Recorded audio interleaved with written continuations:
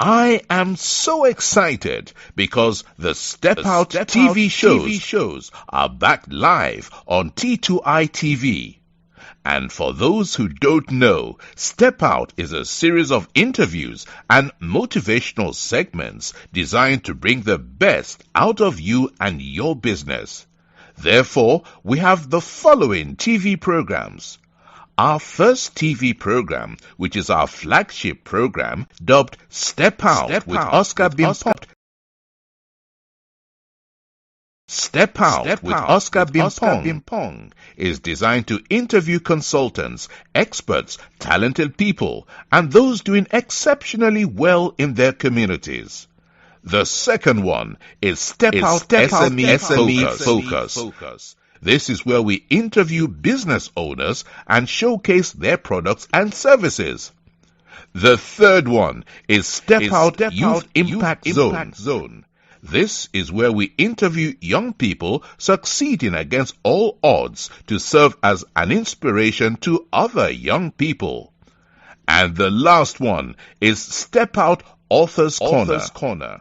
And this is where we interview authors to share what their book is about to the world. Join us every week. Like T2I TV on Facebook and subscribe to the YouTube channel. To advertise or for further information, do WhatsApp +44 759 1152 983 or +233 55 580 3924. Or email info@traintoinspire.com.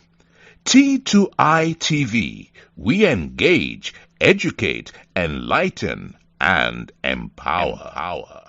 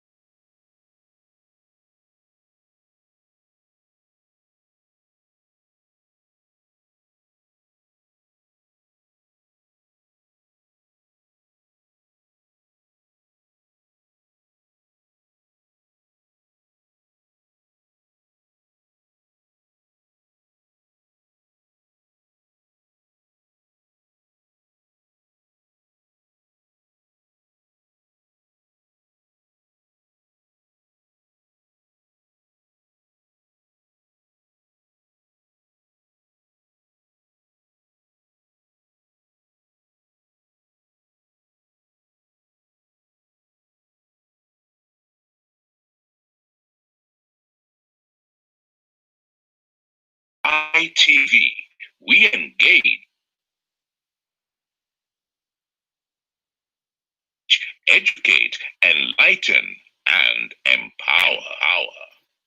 Welcome to another exciting edition of the Step Out Youth Impact Zone. And this is where we interview young people between the ages of 12 to 30 to 35 years who are doing exceptionally well on the continent. The idea is to let these young people share their stories because we believe that they are not given enough platforms for them to share their stories, especially on our continent where everything is geared towards politics, entertainment, and sports to the detriment of education on the continent. So this segment is dedicated to only young people on the continent and in diaspora for them to really share what their stories are, for them to inspire other young people. The idea is that any other young people that will be watching this, if they see another young person against all odds on the continent that is designed and is full of struggles, and they are able to really work hard against all odds for them to really get to a certain level in life, then that will be an inspiration to other young people. And that is what the Step Out Youth Impact Zone is all about. And tonight, I've got a young man coming all the way from Accra, Ghana, to really come and talk to us about a powerful topic that is going to help the youth to make certain decisions, especially after their graduation. And Before I go to my guest, I want to really talk about few sponsors. This program is sponsored by Train to Inspire Consultants. That is your business training and consulting firm. And also Train to Inspire work with students in relation to their personal development.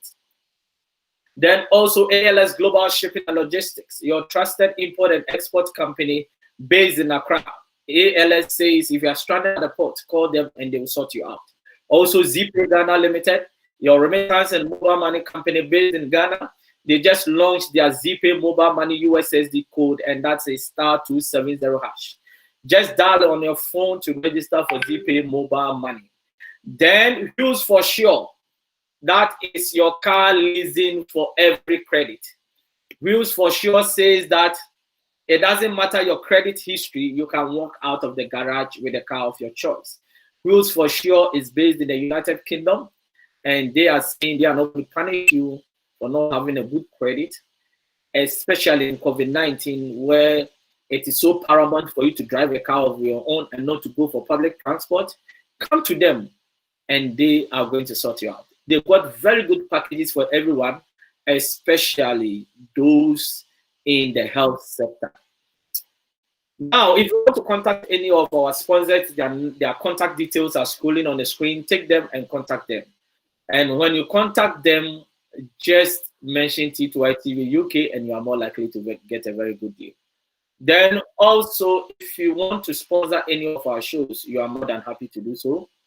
Just take the number for T2I TV UK or the Trade Inspire Consultancy number, and we will talk to you, and you will be in a better place. We are going to work with you, and you are going to work with us as well. Now, who do I have on the hot seat on the Step Out Youth Impact Zone? I met this man about 3 years ago on the Step Out with Oscar Bimpong seminar in Accra, and since then we've been working behind the scenes, and today is the day that he is on the bill to be on the Step Out Youth Impact Zone.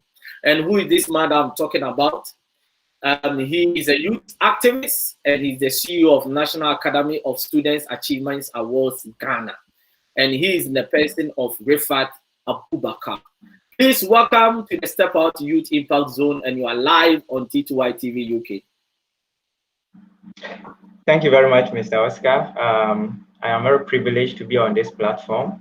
There is a saying in Akan language in Ghana which says, when a child is able to wash his hand properly, he dine with elderly people. And so I'm very much privileged to be in this seat with you, because big personalities, influential personalities are always on this show. And so if I found myself on this show, then it means my work is being acknowledged, and I must appreciate that. I'm very glad to be here with you. Exactly. If you are not doing certain things right, you will never come here. So that's right. I always say that this is not an entertainment platform. This is a platform that's where very right.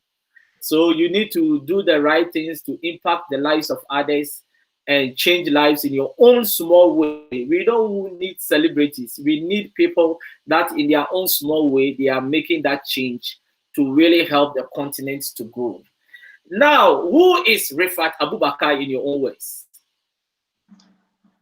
Riffath Abubakar is a young man in his mid-20s, a graduate holding a political science and a history degree, a very passionate youth empowerment and youth transformational activist. So currently, as you mentioned, I'm the founder of National Students Achievement Awards Ghana, an awarding academy that is really established to groom, train, and empower students and youth in general who are doing so well in their various chosen field of expertise. And so this academy has come to play to project them to find a better establishment for them, so that in whatever thing they are doing, they could do it very well. Because when you find yourself in a society where there's challenges, and then you take it upon yourself to bring a solution if you do not get acknowledgement and support, sometimes you quit it and you go to relax, and which is not helpful in our society. So in one way or the other, we are trying to help the youth and students, and so we find a better position for them to also excel in their various ways. Now, your topic for discussion, which is quite interesting, and it's one of the areas that actually I'm quite interested in, and that is developing the skills transcending academic qualification for the global job market. Now, talk to me about the educational system. Do you think the educational system gives us the right skills that we need for the job market?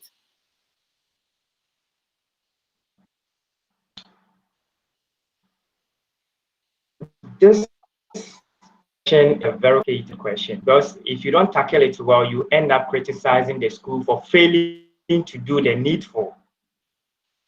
But then the school on its own is trying its best to produce a very competent, resourceful graduates or students out there to solve societal challenges. But why is it that these challenges keep accumulating, and the students that keep graduating seems not to find solution to these challenges? And so the question is it from the side of the students or the graduates or the school? Before the interview, I posted some questions on Facebook. And one of the questions was, is it the fault of the school that has resulted to these numerous challenges in our society, particularly unemployment? And one reason has to do with the fact that the school can never match up with the day in, day out involvement of the industries. Every day there is a new invention. Every day there is a new study. Every day there is a new idea that comes out. And the school also practice on what we call curriculum. And the curriculum is prepared to train these students for a number of years or period of time. And so the question is, as they keep coming, there is always a new trend in our society. When does the school match up with these trends and then train the students to match up with the trend and find solution to it? So here, because the school cannot match up with the trends, it is the student that has to upgrade him or herself whilst in school. And so there's what we call the external curriculum. So whilst you're in school, studying what the school has structured for you, you should also be upgrading yourself by attending outside or external activities, which is going to equip you and enlighten you on what the industries and the world is really projecting. And so by the time you finish school, you have the knowledge of the school and also you have the knowledge of the world. Because this time around, we finish school and we seem to find ourselves in a very dicey situation, that what we learned in class is not what is really on the field or outside world. So the school really cannot solve the problem at a time. It is hand in hand, the student and then the school. So the student have to upgrade and update him or herself all the time whilst in school. Don't wait before you don't wait completing school before you come out to learn what is outside there. Yeah, but I will also argue that if I come to you and you said, look, you are going to really teach me, and after a certain period of time, I'm going to gain something that I'll be able to go to the job market and look for a job. And I get to the job market, and what you taught me, some part does not really qualify me to get the job, then who should I blame? Because if you just really taught me halfway, that is half-cooked education, then who should be blamed here? Is it my responsibility to go and top up what I need? Or is it the school that told me that, look, after I've given you this, you'll be able to get a job. But then what you taught me does not qualify me to have a job. Who are you going to blame in this instance? The point here is, like I said, we cannot always blame the school for these challenges, because the school is training you, giving you the basic knowledge and the basic training So when you are out there, that basic knowledge can be transferred into multiple ways. Let's use this 5G as an example. 5G came into place last year, 2020. And the question is 5G taught in school? Now, it is not in school. So once you're in school and you are now using the new trend, which is the 5G, then you should upgrade yourself by going to what we call seminars, conferences, and workshops outside there. That is where most of the time you get solution to the new trends outside there. And so the school, like I said earlier on, prepares their curriculum for a period of time. And before the time is due for them to really ascertain if the reason for the establishment of that curriculum is met.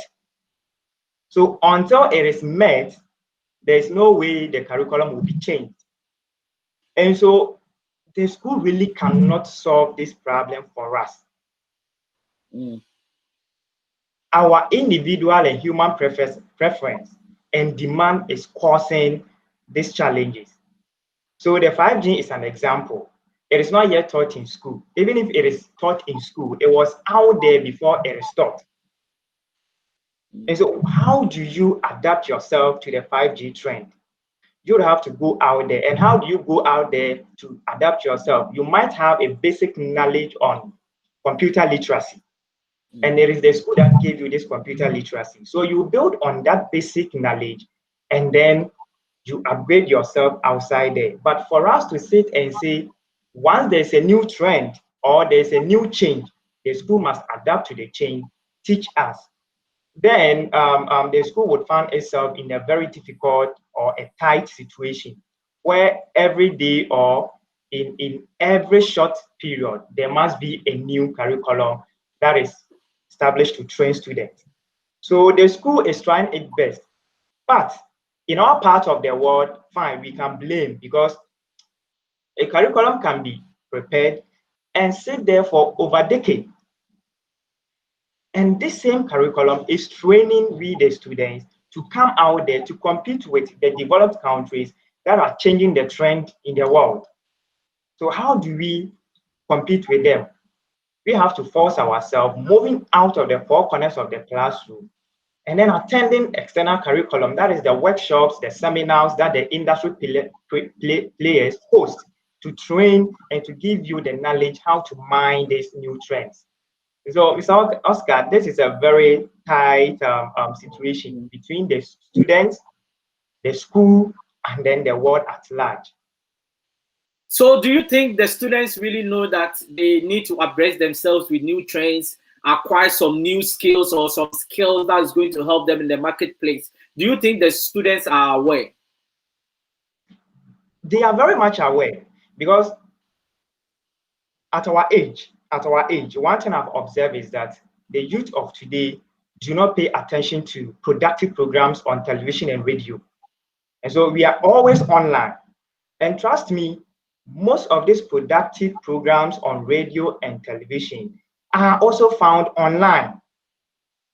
And it is online that you sometimes find the news of that new trend even before the radio and the television stations will broadcast it. And so it is a laziness on our part. When you are in the classroom, you know what you are learning. And when you come outside, you know what you are seeing. And so it should tell you that there's a different thing altogether. So you should not wait to complete from the classroom. Come outside before you have to abreast yourself with the new trends. No, it doesn't work that way because the world is not waiting for anybody who is staying behind. It keeps going. So you'd have to define yourself in multiple ways that, okay, this is what the school is teaching me, and this is what the world is giving. So how do I balance the two? To balance the two, you must pay attention to the traditional school system and then open yourself, understand what the world is also giving out there. And so we, the students, really know that there's always a new change in the system, but we really find it difficult adapting to it. That is why I said it's sometimes a laziness on our part, because there's this common say here in Ghana that the Indomie generation, that is from the 90s to the 2000s, where I found myself in, we seems not to understand challenges.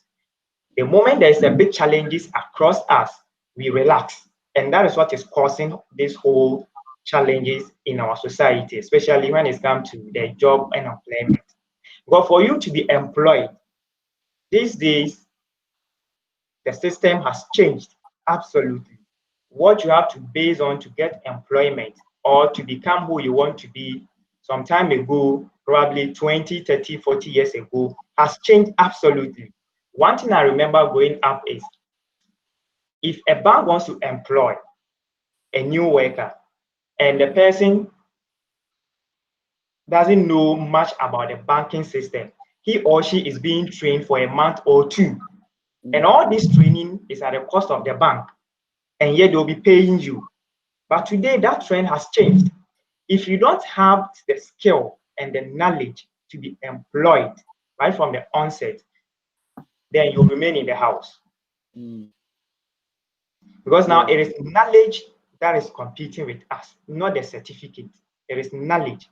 Because as for the certificate, it is becoming common. I call it a ceremonial asset.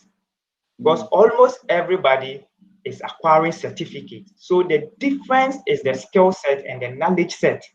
You can present a very beautiful CV with a nice certificate. Yet when you are put on the field and you cannot perform, the certificate or the CV will not save you. It is the skill set, the knowledge, and then the attitude that will keep you.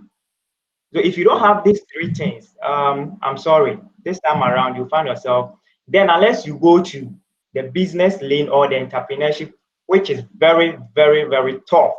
If you don't have the strength, you don't have the wisdom, you don't have the knowledge, and you don't have the society that really understands, you really find yourself in a very tight situation. So be it employed or creating a business, it is not easy.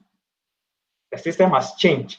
The competition is now high. That is why now the concentration is based on the knowledge and the skill set.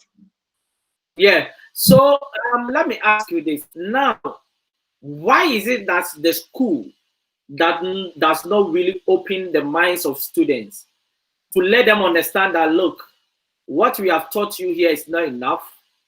These are the things that you need to survive in the marketplace. So, for example, if it is about leadership, if it is about networking, it is about communication skills. And trust me, the schools does not even allow individuals or organizations that have even got trainings in that aspect that can help students in the marketplace. Some of the schools does not even allow them to come and even teach the students. So I think this gap, for me, I think it's more blame on the schools than even students. Because look, now let's look, for example, leadership. Now, how many students get the opportunity to lead at school? Very few. But the moment you leave school, leadership is very critical to your success in life. Now, why is it that the school, even if they are not teaching leadership at school, why is it that they don't give the students the chance to even have internship or really educate them or really give them some trainings on how they can be good leaders? When you talk of internship or attachment, from what I know, and I can testify, now the school enforce the students to do internship.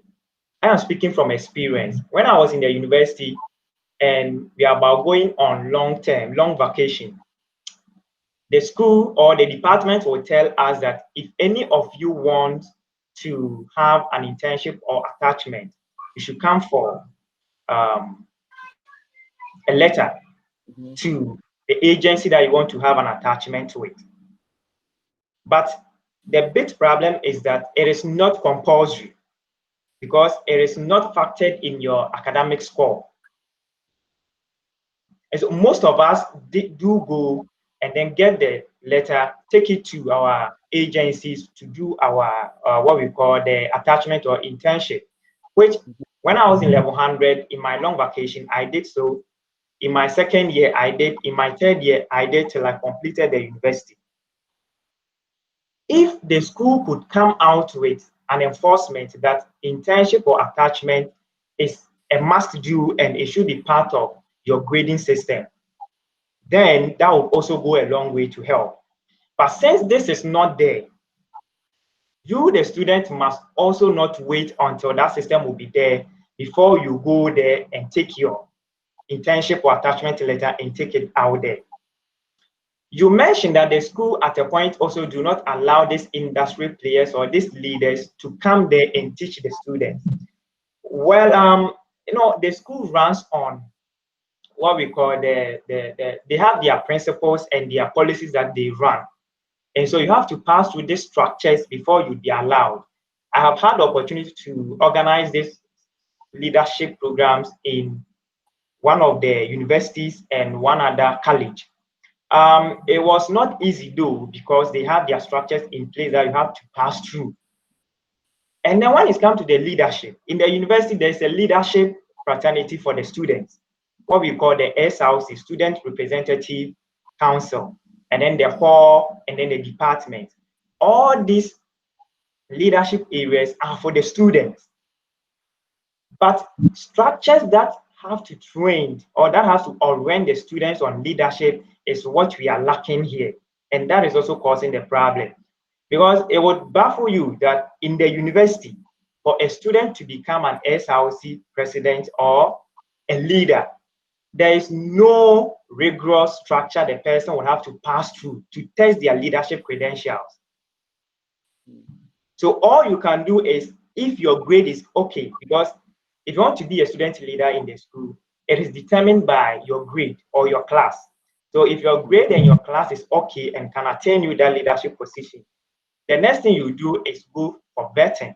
And when you are qualified from the vetting, that is all. You do your campaign. So campus or student leadership today is just like national politics. You really do not pass any rigorous structure to test your leadership credential that will qualify you to be in that office. And so students will just be campaigning verbally to their colleague students, and that is all. But there should have been a structure that will test the student if indeed this particular person or this particular student has that credentials to lead his or her fellow students. Wow. Once your grade is good, you're good to go. And then again, you also mentioned that teachers are not telling the students the right thing or the needful, what is outside there. It also boils down to the same problem that even most of our teachers are not equipped and are also not updated on what is happening outside there. Most of our lecturers, most of our teachers, in fact, as we find ourselves in this digital world, they find it difficult understanding the digital society. And so how do you expect somebody who is not abreast with these new norms to now teach the students to adapt to the new norms? It becomes a challenge. So it means that the school itself is not even updating themselves. So how can they update students? Not the school in general, but the facilitators. In other words, the teachers or the but the facilitators are managed by the school, isn't it? Yes. And so, like I said, some of these lecturers are not abreast or are not too familiar with this digital or this new norm. Wow. And so it will be difficult for the student to also understand. And one advantage for we, the students, is that even when your teacher or your facilitator is not familiar with this new norm, because you are born in that system, because in our generation, computer knowledge has become common. And so it shouldn't be a problem that the teacher doesn't know, so you should also not know. It shouldn't be a problem, but you're using a smartphone. And so this smartphone alone can be your teacher, even when your teacher cannot teach you what you're supposed or she's supposed to teach you. The smartphone is your teacher. Wow. Yeah, that really makes sense. Now, let me ask you this. If somebody after graduating, how can they stand out in the marketplace? For you to stand out of the marketplace, one, you must be somebody who is very good when it comes to teamwork. Teamwork, because every organization is run by teamwork. So if you don't have the knowledge in team working, it's a minus for you. If you don't have the knowledge in creativity, it is a minus for you. Because today, you can't run your company, your business, or your organization on people that are not creative. Because the competition is high outside there. And so as a student, to become a product, a market product in the job sector, then you should be somebody who is very good in creativity. Somebody who can adjust or who can accommodate challenges and then quickly define solution to the challenges. That makes you a creative. You don't have to take the challenge home, go and sit on it for some days before you come out with solutions. Some challenges require an immediate solution. This makes you a good creative and a good thinker and a problem solver. You should be there. And then the most important one is the attitude. If you have this class and you don't have the attitude to push it, you would also stay back. And so one of the things that we should also learn from school, and if the school is not giving us from outside or on our own, we can learn, is to build on our attitude set. How do you react to issues? How do you accommodate issues? And how do you respond to issues? When you are able to understand issue, deal with it, and find solution to it, then you are good to go. It makes you, one, you are qualified to be a team player because you can entertain, you can acknowledge, and you can also deal with challenges that comes out from the team, and then you solve it. But if you don't have the attitude, you always find yourself in an isolation because it's either you are pushing the blame to people, or when the blame is pushed on you, it cripples you. It takes your zeal away. Then you can't do it. Wow, that's really powerful, and I like the attitude bit because I think a lot of young people don't have the right attitude when it comes to work. I sometimes you go to the hotel and you see the waiter or the waitress, even the way they work towards you, they walk towards you. You ask them a question, their enthusiasm to answer, and sometimes even you ask them, "Can you help me with the menu?" It's like they don't even have answers. The attitude, our attitude towards work is very bad. We go to work anytime we want. We are always late, and we think that is the norm. And because everybody is doing it, we think that is also the best for us to really, to do. And I think that these are some of the things that young people need to understand. That is why I always tell young people that whenever there is a promotion at the workplace, the management knows who they are going to even give it out before they even ask for interviews, because they know the people that have got good attitude, and your attitude towards work is what is going to cause you to be promoted. So attitude is everything. Some people have stayed in a company for 10 years and they've never had a promotion, and they are always blaming others, forgetting that the small things that they do puts managers off. It puts their supervisors off. Why? Because you need to have that right attitude. I always tell people, if you start working in a company, you should be the first person to be there and the last person to leave. This is why when there is anything, you see, your name will just always comes up whenever there is anything good, there's any good news that comes in the company and they need somebody to take charge of it.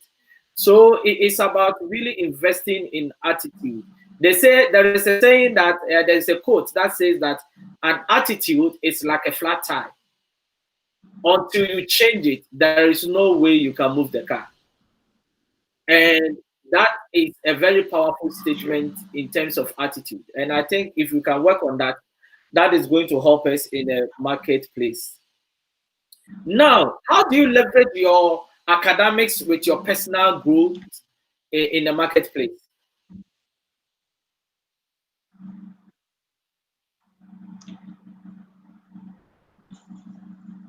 To leverage the academic aspects with your personal growth for opportunities outside there. We all know when you're being sent to school, when you're in school, the first purpose for you being in school is to study. Why are you studying? You're studying to pass, come out there to find something to do. But what other qualities must you attach to the academic qualities that will fetch you what you want to do outside there? That is the other important thing. And so when you are in school, you really do not know what these business owners or the industry players want apart from your academic performance. The attitude comes in. So you must build on your attitude whilst you are in school. That is, you're building your personal brand. You must also build your confidence level. The school would only tell you to be confident. That is why at a point they will call you, a facilitator or the teacher will call you to come and do presentation in the classroom. That is boosting your confidence, your public engagement confidence. And so from there, if you don't have the confidence, if you don't have the communication skill set, it will also pull you down even when you have the proper academic performance. And so once you're studying in classroom, you should also understand what is going on outside there. You come out with a flying colors of certificate and you cannot communicate. You come out with a flying qualifications and you cannot reason, you cannot analyze issues. You come out with a flying certificate and you really is not a problem solver. That is, it's not working. And also volunteering. One thing that today it also helps in paying is the act of volunteering. So once you are in school, on holidays, on vacations, try to volunteer. You can personally write or go to any company, business, organization that you know. Go and volunteer. That is where you create your network. That is where you learn new skills. And that is where you understand the practical work on the field outside there. And so to add value to yourself whilst in school, these are some of the things we should be doing before you complete finally. But the whole problem boils to the fact that you are not the only candidate that is graduating or completing the school. You have thousands of challengers who are also graduating against you. And so to be the bar raiser, you must set example. You must acquire some qualities that your competitors may not be having. And so it is these qualities that is going to set the bar for you, even when your certificates are not the same. But the skill set and the training that you've acquired, how you've branded yourself, how you talk, is also addition to you developing or adding value to your personal self apart from the academics. It is not all about the learning. The end product of learning is finding solution to the problems outside there. But if you learn and you cannot find a solution to it, then there's no need for you to be learning. And so finding solution to the problem you have studied is what is important. Now let's look at it this way. Why is it that a lot of students don't really put their mind to like using their talent to really enter the marketplace or maybe entrepreneurship, but all their mindset is look for a job? So you look at students that wait for about maybe 4 to 5 years after school and they say there are no jobs. But the question I always ask is, can they use their talent or can they start entrepreneurship? Now, let me give you a typical example. The Ghana Immigration Service in 2018, I guess, were looking to employ 500 candidates, just 500, and over 84,000 young people applied. Then I was asking myself, why can't these young people really start something small on their own and build? Why is the mindset only geared towards looking for a job and not maybe entrepreneurship or using their talents to really enter the marketplace? Two problems here. One comes from the school. We are being taught by a generation that was told that study hard and you will get a better job in future. And so at the time when they were told that study hard and you get a better job in future, the competition was not as it is today. And the opportunities there at that time, some way, somehow, was not in other words, for lack of better words, there was more opportunities there because the population was not high. And so once you finish school, there's a work there for you to do. And so this notion or this condition is still on the minds of most of our teachers. And so when you're in the classroom, what they tell you is that pay attention, study hard, pass, come out with a good class or grade, and you'll get something to do. And if a teacher, one thing is that when a teacher talks to a student, the student believes it and knows that that is the final solution or answer to the problem. And so if the teacher keeps telling the student that study, study, study, and when you pass, you are going to find a better job to do, then the student will never be thinking of creating something on his own, rather thinking of passing, and then at the end, he or she must be employed. That is why now the problem is accumulating. It is meaning that I have completed school, the government or the state must provide me a job. Even in America and UK, where they practice capitalism, yet the state is not the sole establishment of jobs. Even countries that are practicing socialism, yet businesses and entrepreneurs are there creating jobs. And so it should tell you that the state cannot solve the job unemployment problem. But the problem comes from the class. That is one. And the second problem is that we, the students and youth of today, cannot stand heat. We don't want challenges. We don't want challenges. We always see flashy things easily. When a person is out there, the person sees a flashy car. When the person vicinity sees a nice house, the person sees people in a nice dress, but he or she does not question how did the person get this nice house or able to buy this car. That is what you should ask yourself, not just seeing the car and you want it.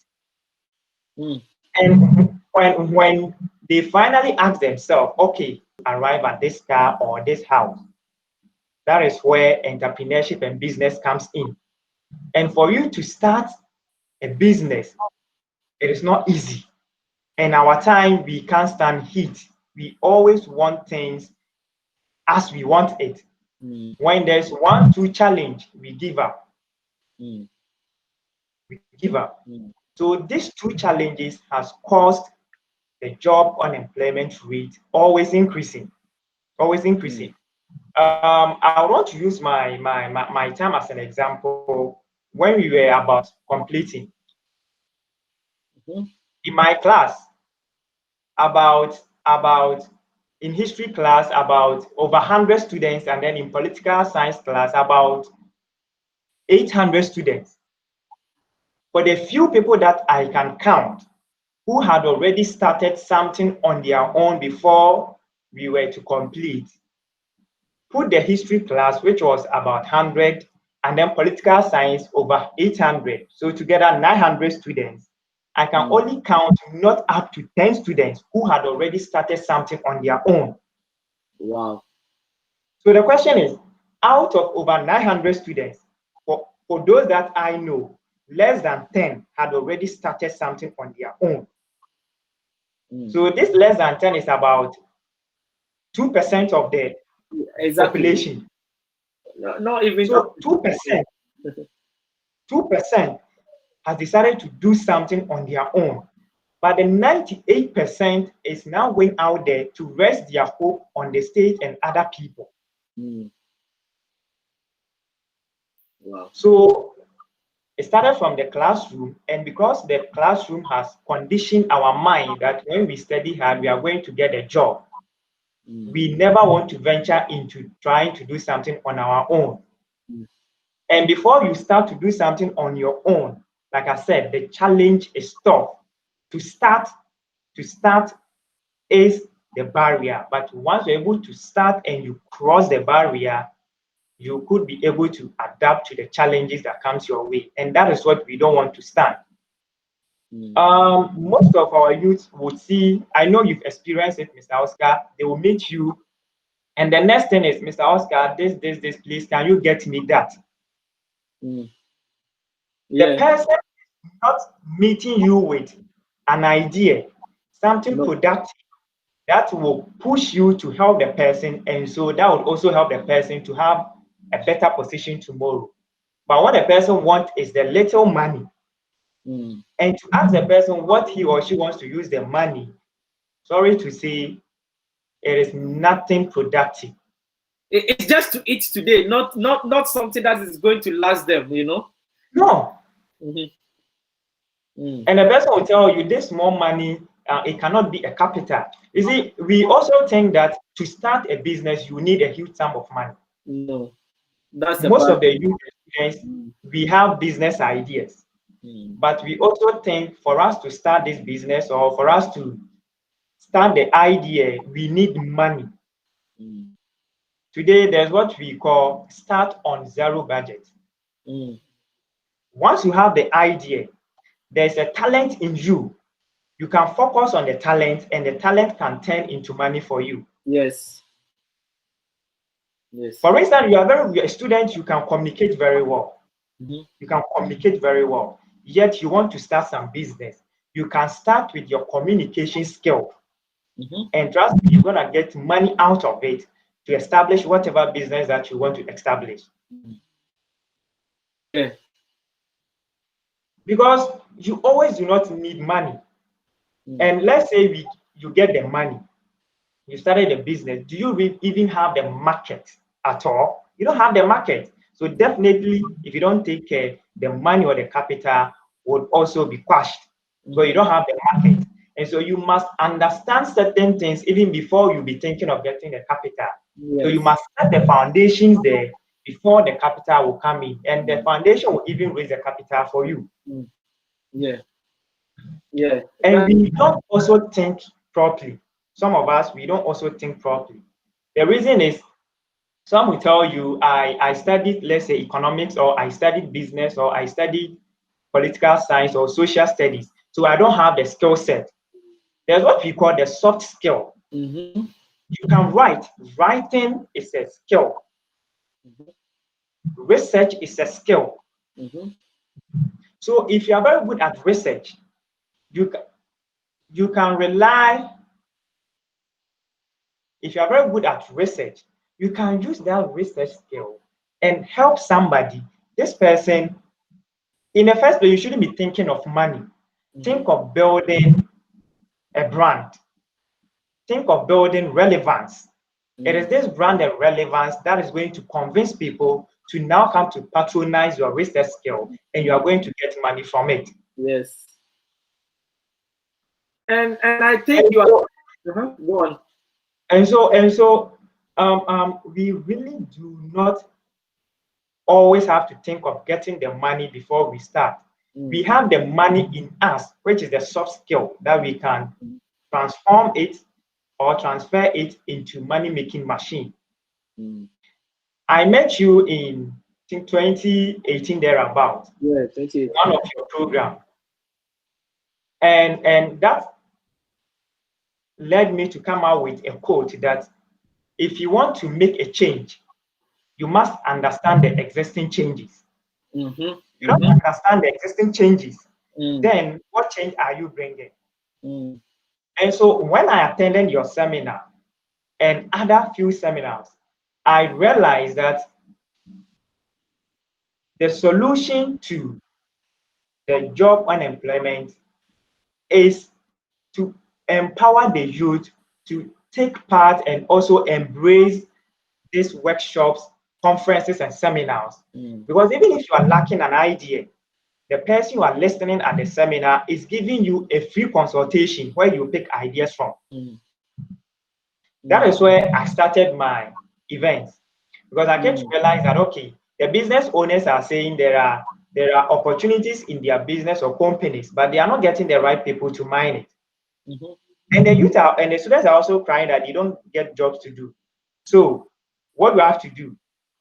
The difference is that I must come out with a strategy that I can get the industry player and also get the student, bring them on platform, let the industry player or the knowledgeable person or the resource person, let the student understand that these are their requirements.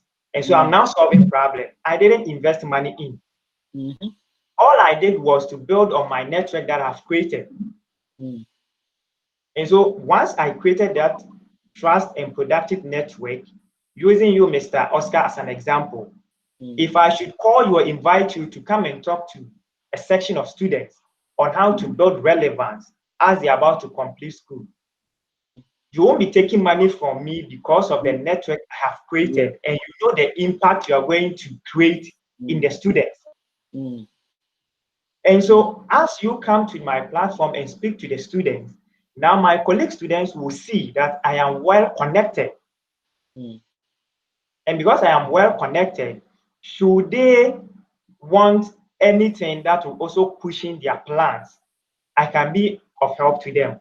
So from there, I have started what is a business altogether. Mm. It's a business. And when an organization wants a group of students to do a project with, because I have found myself in that system, I can be reached as a coordinator or as an organizer to reach out to these students. And so from there, I'm making my money out of it, where I did not start with money, but I started with the talent in me, the smartness in me, and then the consistency I have by creating a very productive network. And so we must understand the system, what is really running us today, and then we come out with our solution. Wow. You know, you've made some powerful points that I think I wish a lot of young people had the opportunity to listen to you. And there is one thing that I think you said that people should really take notice of it. And you were talking about money. You see a lot of young people now, they don't want to really create jobs out of really serving. Now, there are so many things, like you talked about research. You can do research and give it to an organization for free. And when they see that, wow, this will help our organization, then the next step is that when they really need another kind of research and they come to you, they don't have any option than to pay. And I think this is what a lot of young people are lacking. Young people always want to make money from day one. And of course, nobody pays you from day one, especially if they don't know who you are, if you haven't built credibility in the system. So they will never give you the opportunity. So for them to give you the opportunity, you have to create that relevance in the marketplace. And out of that, you can really, really build from there. And I think these are some of the things that the young people lack. And I think Flora is saying networking is key in business. Very true. Yes, networking is very critical. And a lot of people don't even know how to network. For example, I'm sitting here, but my network even across Africa, it will blow your mind. Because last year, I interviewed over 100 people just on this platform. And some from Gambia, Nigeria, South Africa, Zimbabwe, Sierra Leone, You just name it. And all these people are in your contact list. So whenever it reaches a time you really want to reach out to any of them, life becomes easier. And networking is key. Now, the problem I have with young people is that when they want to network with you, they don't come to really put it on the table what each of you are going to gain out of it. They always come with their selfish interest of what they are going to gain out of it. But networking is a mutual benefit, and that is everyone should gain out of it. So if your aim is that you are coming to collect $1,000 from somebody to start your business, what is that person going to get out of you? Even if you are not paying the $1,000 back, what would that person gain out of you? There has to be a mutual understanding, and if young people are able to understand this, life is going to be really, really very good for them. And trust me, I really enjoyed every bit of this discussion. When the discussion is good, it's almost 2 minutes to 9 o'clock. See how time flies, because and I really enjoyed every bit of the discussion. Thanks very much for coming on the show, Riffath, and I really appreciate your time. Thank you too, Mr. Oscar. Yes, thank you for yes, I think I've got some few comments here. Smart Foods Product says, well done, Oscar. And Flora says, confidence is one thing that has caused a lot of qualified people to lose some opportunities. I totally agree. Yes, before I go, I just want to mention a few of our sponsors. Going to Inspire Consultancy, that is for all your business training and consulting firm, from SMEs to corporate institutions. Also, Train to Inspire works with students in relation to their personal development, in relation to colleges, universities, and second cycle institutions. ALS Global Shipping and Logistics, your trusted import and export company based in Accra. ALS says if you are stranded at the port, call them and they will sort you out. Also, ZPay Ghana Limited, your remittance and mobile money company based in Ghana. They just launched their ZPay mobile money USSD code, which is *270#. Just dial it on your phone and register for ZPay mobile money. Then Wheels for Sure, your car leasing for every credit. Wheels for Sure says it doesn't matter your credit, you can drive out of the garage with a car of your choice. Please quote T2I 2020 when you call them. Now, if you want to contact any of our sponsors, the numbers are scrolling on the screen. Take them and contact them and they will sort you out. Also, if you want to sponsor any of our shows, take the number for T2I TV UK and Train to Inspire Consultancy, and we are going to really work with you. Now, Mr. Riffath Abubakar, your last word to everyone that is watching us. Hello, Mr. Riffath. Your last word to everyone that is watching us. I think we have a bit technical issues with him. So what I'm going to say is that on Thursday we are here, and I'm going to interview a man called David Edry. And David is one of the best when it comes to personal development. And he's going to talk about the 4 habits that is killing our dreams. It is going to be an amazing discussion. So I will leave that. It's going to be 8 p.m. on Thursday, same time. If you are watching us for the first time, I will also encourage you to really like our page and subscribe to our YouTube channel. And so that whenever we come live, you're going to get a notification. So, Mr. Riffath, what is your last word to anyone watching us? Mr. Okay, I didn't get you, sorry. I'm saying, what is your last word to everyone that is watching us? My last word is to the youth, because the youth are very, very important to me, because we are now the problem of the state because of the lack of job and employment to support the youth. So I'm very much concerned. So my last word is that we understand the importance of voluntary service. We also understand the importance of doing service for free by building on your relevance. We should always not focus on money at a go. Build on what will fetch you the money. That is more important. And so we should prepare ourselves, adjust ourselves to the new norm, because the school will not give us the solution as we expect or want. most of the solutions are outside there. So we should open ourselves and then know what is good for ourselves and know what is not good. It is not everything that we should just go in because we want to have financial independence. No, you should build some skills, some relevance, some network, some brand.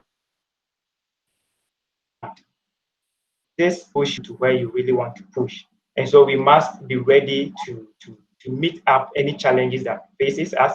If the challenges come and you cannot confront it, there are a lot of expertise, a lot of personalities out there you can consult and they will help you out. And then move away from putting our problems, personal challenges and problems on people, trying to make money out of them to solve the challenges. When you do that, you're pushing yourself out of the market. Today, everybody wants to deal with people that are productive, not people that talk but no solution. So this will be my last word to the youth. Thank you very much, and thanks for having you. And we really appreciate your time, and God richly bless you. And bless you too. And anyone that is watching us, God richly bless you for your time. On Thursday, meet us here, same time, 8 p.m. GMT, Ghana time, UK time, 3 p.m. Eastern time, USA. And we are going to have another powerful session. Trust me, Thursday, don't miss it. Because this man is on fire, too in-depth, and he will be able to really support us. God richly bless everybody, and have a blessed weekend. Okay.